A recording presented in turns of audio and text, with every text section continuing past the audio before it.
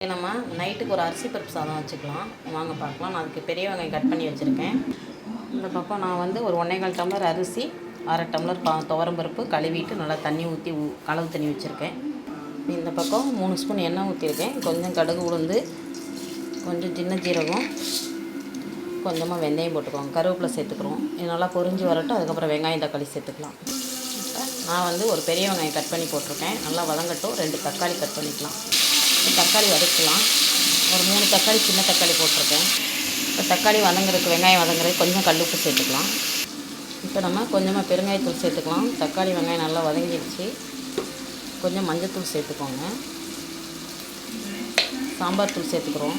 இப்போ இது நான் வீட்டில் அரைச்சி சாம்பார் தூள் யாருக்கா வேணும்னா நீங்கள் கமெண்ட் பண்ணுங்க கீழே. சாம்பார் தூள் போட்டேன். இப்போ நல்லா கிண்டி விட்டுட்டு அரிசி பருப்பு எடுத்து போட்டுக்கலாம். தக்காளி வெங்காயம் எல்லாமே இப்போ நல்லா வதங்கிடுச்சு. மஞ்சத்தூள் சாம்பார் தூள்லாம் போட்டேன். இப்போ நம்ம அரிசி பருப்பு எடுத்து போட்டுக்கலாம். இதுக்கு இன்னும் கொஞ்சம் தேவையான தண்ணி வேணும். நான் 2 விசில் விடுவேன். கொஞ்சம் பொழுபொழுன்னு இருந்தால் எங்களுக்கு ரொம்ப சாம்பார் சாதம் பிடிக்கும். இப்போ கொஞ்சம் உப்பு ஏற்கனவே தக்காளி வெங்காயம் வதக்கிறதுக்கு போட்டிருக்கேன். இப்போ தேவையான அளவு பார்த்துக்கிட்டு நம்ம உப்பு போட்டுக்கலாம். இப்போ தேவையான தண்ணி அளவு வச்சுட்டேன். இப்போ தேவையான உப்பு போட்டுக்கலாம். அப்போ அதை கொஞ்சம் போட்டேன். இப்போ கொஞ்சம் கம்மியாக போட்டுக்கலாம். இப்போ அரிசி பருப்பு சாப்பிட்டு பாருங்கள். நான் அளவு தண்ணி சூப்பராக வச்சுட்டேன். சாப்பாட்டுக்கு நான் வந்து ஒரு முட்டை பொரியல் தான் பண்ண போகிறேன். இப்போ மூடி 2 விசில் விட்டுக்கலாம். இப்போ முட்டை பொரியலுக்கு நான் ஒரு 2 வெங்காயம் கட் பண்ணி வச்சுருக்கேன். இப்போ விசில் வந்தோன்னா முட்டை பொரிச்சிக்கலாம். பொரியல் ரெடி ஆகிடுச்சு. மேலாக்கில் கொஞ்சமாக கருவேப்பிலை தூவிக்கலாம். சூப்பரான நம்ம வீட்டில் நான் சாம்பார் தூள் போட்டிருக்கேன். பச்சை மிளகாய் எதுவும் போடலை. கொஞ்சம் சின்ன ஜீரகம் போட்டிருக்கேன். அவ்வளோதாங்க. சிம்பிளான முட்டை பொரியல் ரெடி ஆகிடுச்சு. கருவேப்பிலை பச்சை கருவேப்பிலை போடுங்க. சூப்பராக வாசனையாக இருக்கும். இந்த பக்கம் அரிசி பருப்பு சாதம், இந்த பக்கம் வடகம், அரிசி பருப்பு சாதம்.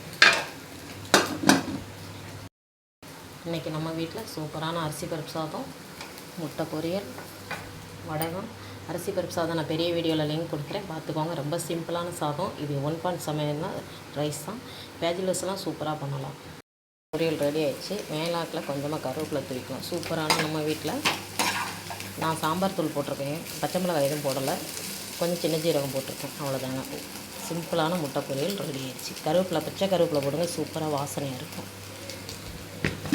இந்த பக்கம் அரிசி பருப்பு சாதம், இந்த பக்கம் வடகம், அரிசி பருப்பு சாதம்.